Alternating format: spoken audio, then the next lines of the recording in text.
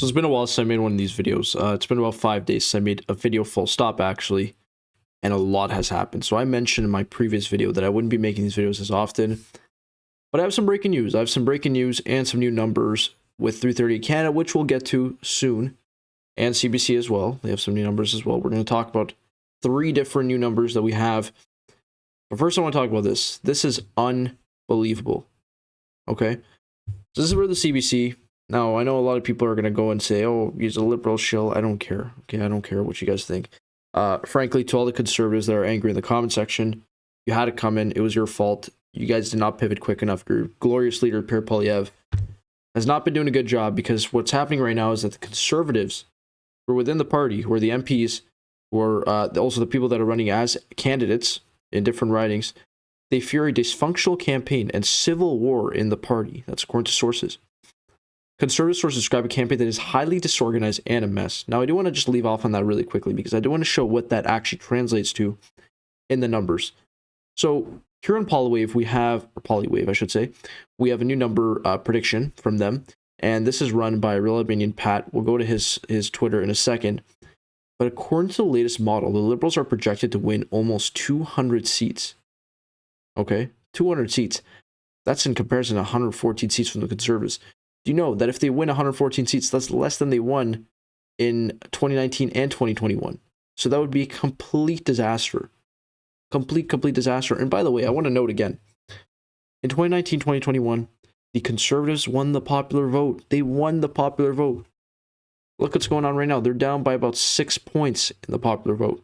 6 points, almost 7, or sorry. Yeah, no, 4 points, sorry. What am I saying? I was looking at another number. I was thinking of another number really quickly. That I will show you in a second, but it's about 5 points. It's about 5 points, 4 to 5 points, according to Poilievre. According to CBC, it's about 4 points, which makes sense again. But keep in mind, for the Conservatives to win, just flat out win, they need to be up by 5 points on election day. 5 points to win. That's to win a minority. If they want to win a majority, look what Albanian Pat said, Real Albanian Pat. So in order for the Conservative Party to form a majority government, they have to win the popular vote by 12%. That's how the numbers translate, 12%. Their voting is just not efficient. Their voter base is not efficient. The Liberals have extreme efficiency, which allows them to win with lower percentages. Now keep in mind, if they do have a bigger percentage, that's basically going to translate to supermajority no matter what. So they're in a very bad situation, the Conservatives. I do want to read this article, though. I want to go back to it because I think it's very important. When I saw this, I was like, no way this is happening already. This is happening before the election has even happened. This is happening a week into the campaign, guys. It's been a week. Not even a week, actually. It's been almost a week, actually. It was the 23rd that they called the election. It's been less than a week. It's been less than a week. And this is already happening. So it's conservative infighting over how the campaign is handling U.S. President Donald Trump's tariff threats spill into the open. Sources within the party are describing a dysfunctional campaign, meaning it's not working out well, with too much centralized power and belittling and aggressive treatment of staff. And so you know who's behind this? Jenny Byrne. And guess what happened with Jenny Byrne? Jenny Byrne got fired after Harper lost. Okay? And Pierre Poilievre hired her. What are we thinking? To all the conservatives out there, this is not, this is silly. What are we doing here? One source described how the campaign didn't have some basic stuff in place before the writ was issued. Poilievre and Byrne are not inclined to listen to outside advice, sources said, relying instead on a tight inner circle, which is composed in part of people who work at Byrne's lobby firm. Interesting. Outside the campaign period. You know, Pierre Poilievre's big thing was, the lobbyists and the bureaucrats and this and that. She's a bureaucrat, bro. Jenny Byrne is a bureaucrat. The frustration is amplified because conservatives have gone from anticipating they would form a majority government to seeing a dramatic rebirth for the Liberals under its new leader, Mark Carney, fueled by concerns over Donald Trump's plans for Canada. And so they mentioned that, yeah, they're basically going to win. And by the way, Corey Tenecki, who some of you guys may know, some of you guys may not know, he's a diehard conservative. There's no doubt about it. He was with Harper and everything. He started publicly calling out Pierre Poilievre. So look what he said. Look, I think for the conservatives in the campaign cockpit, every buzzer and alarm is going off and the plane is going like, bzz, and it's like, pull up. which is basically like when you're about to go down Mayday and you have to really do something last second to try to fix it, to try to salvage it, which is not happening. I'll make the case tonight, and hopefully this will permeate the Conservative Party war room somewhere. You've got to get on the effing ballot question that is driving votes, or you are going to lose. And that is what's going on. They're losing right now. Globe and Mail made an article. I do want to see if I can pull it up right here. I read it somewhere here. It was in relation to Pierre Poilievre. Let's see if we can pull it up. But if I cannot pull it up, oh yeah, I think it's here. Yeah, I guess it's not showing up here. But anyways, I have this one to show you guys. I can't pull this one up because I did actually read it though. I read it on my personal account because I have a Toronto Star subscription. But I couldn't pull it up on this one because I don't have the subscription here. But nonetheless, take a look at this. This is the headline. Pierre Poilievre holds investors in Brookfield, the same company he attacks Carney for. I don't know what to say anymore. He holds investments in Brookfield. There's nothing. I tried to understand what Pierre Poilievre was doing. I was trying to understand what the Conservatives were doing. But I think we're at a point now where they are beyond salvaging. They are beyond salvaging. They have lost the election, by a lot before it's even begun. This campaign, it's only going to continue to get worse, guys. It's only going to 1 weekend, not even a weekend. They already have internal bleeding. It's horrible. Let me see if I can pull this up really quickly, but it's a disaster for them. This is literally the worst case scenario that they could have had. And I can't really even say that it's, I blame the Conservatives only. They're the only people I blame. Don't blame Donald Trump for a second. Put him aside for 1 second. The circumstances would happen no matter what. He still could have won the election had he pivoted. So this is the article I was going to pull up. Pressure mounts on Poilievre to refocus Conservative campaign on Donald Trump. And I can't pull it up again, unfortunately, because I don't have the subscription on this account. But guys, what are we doing? What are we doing, Pierre? I don't understand it.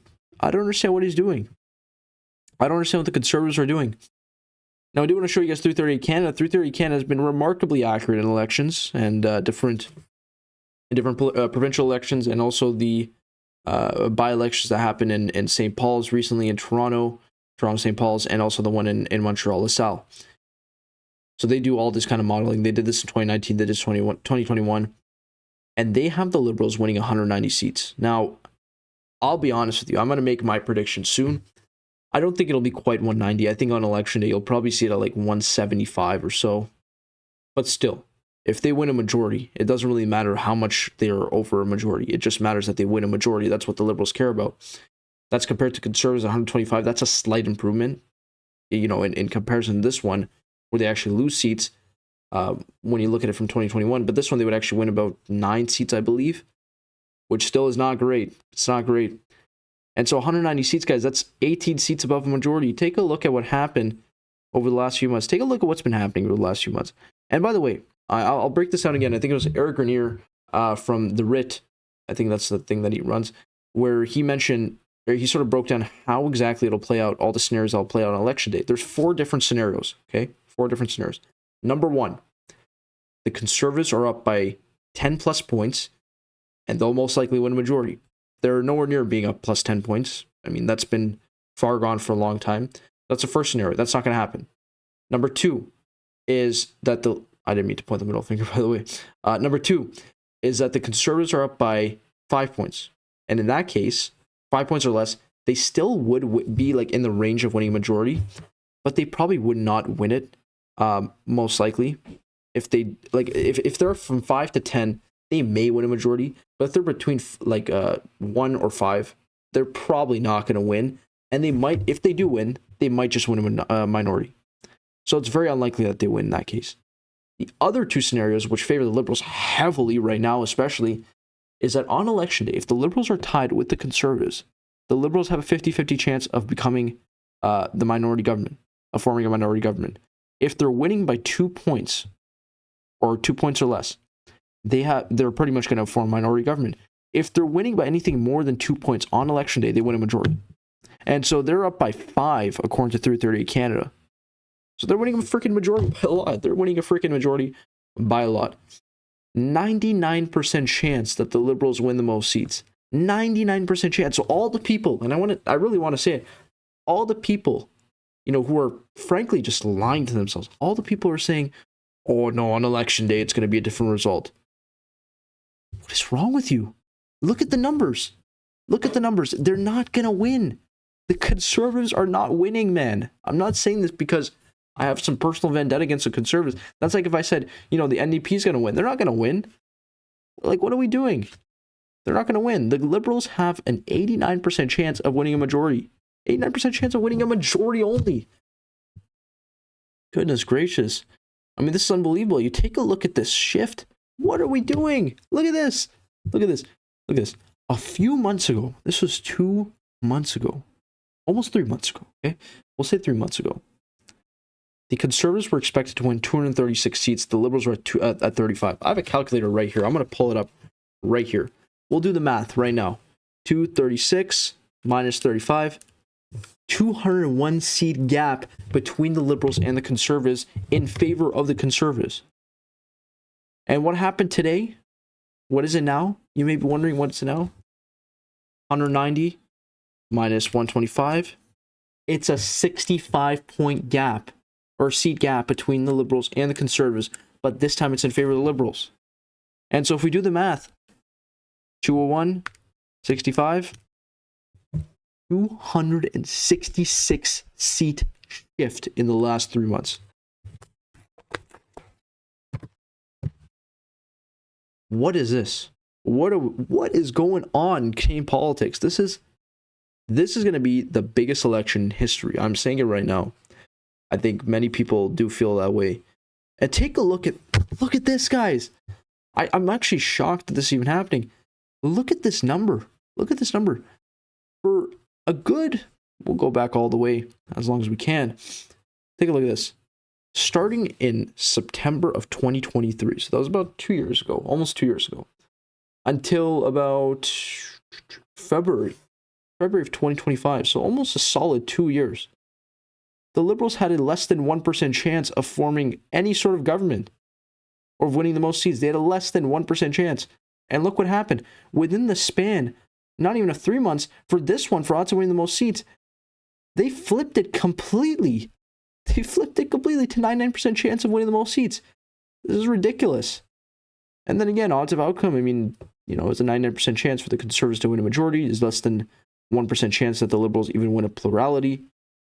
And now it's a 90% chance practically of the Liberals winning a majority. This is this is unbelievable. This is unprecedented. CBC, poll tracker, take a look at this. Look how they have it. They have it the exact same way as 338 Canada does, which is 190 seats to 125. So these are two independent sources. They're not affiliated with each other, by the way, who are saying the exact same thing. Right? I mean, this is unbelievable, guys. Unbelievable. And anybody who denies it is just lying to themselves. Anybody who denies it is lying to themselves. I was watching Poilievre today. I was watching his speech. And he seems defeated. He seems defeated. I don't know if you guys think the same, but I think he knows very well it's over. It's over. He's done. So he's done. He's done, man. I don't even know what to say anymore. The civil war is going to break out very soon in the Conservative Party. I just want to show one last thing before I end the video. Ecos, who I know a lot of people were hating on and dissing and whatever, they published a poll. Okay, now putting this poll aside, I do want to go back to their older polls. This is Ecos back in February. They were the only people, or they were the first people, I should say, that had the Liberals winning in any major poll. Now, some may say, Ecos is not a major poll. They were the first people. They had it at 38 to 37. And guess what? All the major pollsters caught on, and it became more of a gap than 38 to 37. They have a new poll, or they published a new poll recently. This was March 25th, so 4 days ago. About 50% to 35. I have to be honest, guys. I wouldn't even be surprised if this happened. I'm not saying it's going to happen, most likely. But just imagine if this happened. Imagine if this happened. Let's take a look if we can do the simulation here on 338 Canada. I mean, it's unbelievable. Take a look at this. If we put it the maximum that the Conservatives or that the Liberals are at, so let's see. We could say about 45 according to this Main Street one, because Main Street, or we could say 44 to 36, okay, according to the liaison, because that's the newest one. Okay, 44 to 36. Let's take a look what that translates to. So about 44 to 36. Now, my prediction is it'll be like 200 seats for the Liberals. I'll put the PPC minus 1, 0.1. 195 seats to 127, man. 195 seats to 127. NDP would be at 0 seats. Probably won't happen, but I'm just saying that could very well be a potential where the NDP gets destroyed even further than the 6 seats that they're projected. I don't think it'll be 0, but it'll be pretty low. This is unbelievable. This is unprecedented. And again, latest poll that came out, this is yesterday, liaison, +8 for the Liberals. So my message to both parties would be this. It's very simple. I do this, or I try to do this every video. Liberal Party, you guys are doing fine as it is. I mean, I don't think Mark Carney's ran a, particularly incredible campaign. But, getting on the call with Trump, having him respect Canada and sovereignty, at least for the last week, we would say, he's very unpredictable. But just doing the basic stuff, unity, Canada strong, all that kind of stuff, it's working out well. It's working out well, and it's going way better than it could have gone for any other leader who would have taken over the Liberal Party. To the Conservatives, and this is where it gets tricky. I think, there's a base of people who are conservative no matter what. There's a base. But the fact of the matter is, your base is only a base. That's all it is. You're not reaching out to enough people. The amount of people I've spoken to, and met, and I've seen online and whatever, but especially in person, I'm talking about in person, the amount of people I've spoken to that have flipped their vote from Poilievre, or at least their intended vote from Poilievre to Carney and the Liberals, it would shock anybody that would see it. If you take a look at that 3-month timeline, it's unbelievable. And the only person we have to blame here is Pierre Poilievre. Conservatives, you guys can get angry at the polls all you want. I still see people who are, frankly, just out of their minds saying, oh yeah, no, on election day, the Conservatives are going to win a super majority, 200 seats plus. What are you talking about? What are you talking about? People say, oh, fake polls, this and that. People always bring up the example of Donald Trump, and I'll end off with this last thing. People always bring up the example of Donald Trump. Oh, Donald Trump was winning, or was losing in the polls the day before the election, blah, blah, blah, and on election day. I just have to remind everybody, this is not the United States of America. It's a different country. Canada is a parliamentary system. Canada is a parliamentary system. I think many people who comment that don't know that, frankly. We're not a popular vote system, or we're not an electoral college system. We don't directly elect our executive. That's not how it works. So quit with the nonsense of saying fake polls, because you can't tell me that all of these research firms, all of them, every single one of them, there's been 14 polls conducted since the start of the campaign period. 14. Okay, in the span of about a week and some. Not even a week, 6 days. 14 in 6 days. You can't tell me that they're all fake polls. They're all fake, right? No, they're not fake. They're not fake. You guys are you have to stop lying to yourself and thinking that these are fake if you do believe that. So that's my only message. And if you want to unsubscribe from me, I don't really care. Go ahead, unsubscribe from me. I'm not here to make people believe in conspiracy theories and lies and the polls are rigged and whatever. I don't care if you think the polls are rigged. Okay, because they're not. And you're going to find out the hard way on election day when you find that your buddy, Pierre Poilievre, is going to lose very badly. You're going to find out the hard way. That's all I'm going to leave it at. Let me know what you guys think down in the comments below. To all the fake polls guys that want to comment, just go ahead. Rip me in the comment section. Go ahead. I'm going to respond to every single one of you guys. And, or I might not if it's dumb enough. But we'll take a look at what these guys are saying. And to the people that are rational, thank you guys for watching this. And make sure to like, subscribe, and I'll see you all in the next one.